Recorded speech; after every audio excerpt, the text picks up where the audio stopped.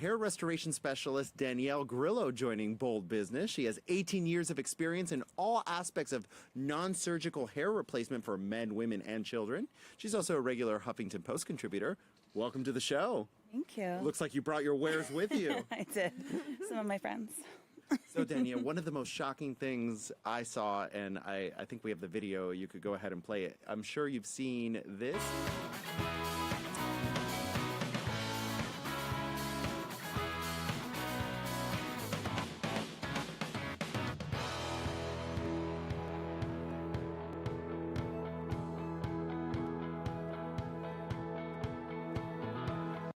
So I saw that, and that was in the past year on social media, and I thought, oh my God, people are doing this?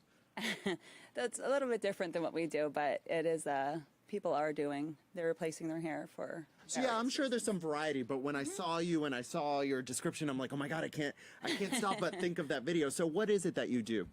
We do all non-surgical hair replacement. We focus on the CNC hair and scalp prosthetic, which is a bit different than your traditional piece or wig, if you will.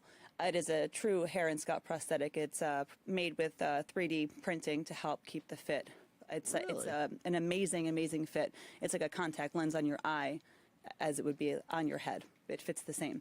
It's only made with a natural virgin hair, meaning there's no processing, no coloring, no anything done. It's all natural as it is in nature. Like literally curly, wavy, straight, blonde, brown. It's all natural hair. Wow. So talk about who are the clients, the primary clients for your product? The primary clients for the product it's really anybody that's experiencing any kind of thinning or hair loss, but we do focus on... Like all men? Well, not all men, but we focus a lot with different kinds of alopecias. Also, any people that have gone through any kind of cancer or have scarring alopecia due to radiation. Various types, even to androgenetic, which is hereditary hair loss, alopecia totalis, areata, all of any from the A to Z of hair loss is what we really try to focus on for anybody. And can you speak to women and hair loss just briefly? Because one of the things I know is that women don't necessarily like to talk about this. I know men are very open because it's an accepted thing. Mm-hmm. You know, a guy can just shave his head. Bald. Or balding. Right. But it's a very sensitive topic for a lot of women. So how do you deal with those type of clients? And if you can just speak to that. Well, that's actually a lot of our clients, and men and women alike. Not all men want to speak of it, but women, it's because that is what, in most cases, they think, oh, this is what defines me. This is the first thing people see, and they become ashamed and they become embarrassed, and they shouldn't. It's not something to be embarrassed about. They're doing something to make themselves feel better, to make them, if they happen to be sick. A lot of times, once they fix their hair, they actually start to feel better. It's the positive attitude. It really makes a change.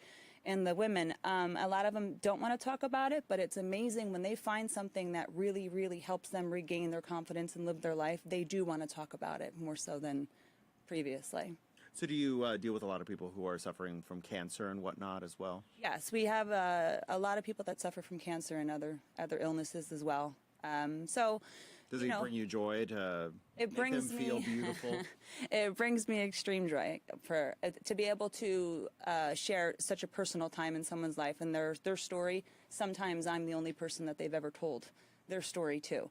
So it brings me a lot of joy. That's why I'm passionate about what I do, because to be able to help these people, and a lot of them in their biggest time of need, it's amazing to be able to make a change in their life. Is this permanent? This is an audience question. Would this be good with someone from temporary hair loss from chemo? Yeah, well, it can be done also for someone that has temporary hair loss, because you think of the temporary loss, if they lose all of their hair, for example, if they have longer hair, it will take them a longer period of time for their hair to grow back, and it can be applied to existing hair. If they have no hair whatsoever, there's no need to shave your head to be able to have the CNC. There's no, because of the process, the way it's done with the 3D printing, you can have some hair or no hair at all. There's no reason to shave or cut your existing hair down.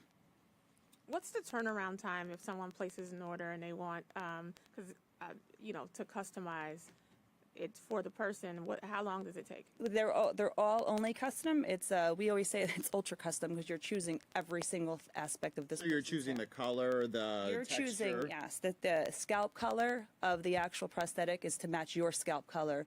The hair color, the hair denier, which is the strand density, the hair wave, the texture, the growth direction in which your hair grew or you want it to grow. So it's a 39-step process. It generally takes 12 weeks. The turnaround time. If it's a special situation that it's something could be time sensitive, there are sometimes we can try to expedite something from the factory if necessary. So do you 3D print them right here locally? No, we take all of the measurements, very specific measurements, which were called parameters. It's the area in which that the prosthetic needs to be placed, whether it's the whole head, top of the head, side of the head, anything.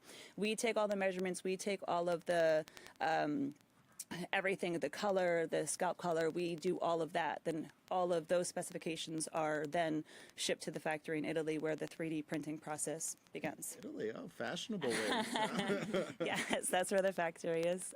CR Lab is in Bologna, Italy. So Danielle, as an entrepreneur, you've been doing this for a long time. Yes. What advice do you have for others? Because you're on your own, right? You do this. Yes, this is your company. This is the company. manifestation of your hard work. What is your advice for other entrepreneurs? My advice is before you get involved with anything, whatever it is that your chosen field, to educate yourself on every single aspect of it, even if it's something that you're not going to be specifically focusing on. You need to touch on every single aspect of your given profession to be an expert in your field about anything. So education is key, in my opinion. Education is key. That's a new one.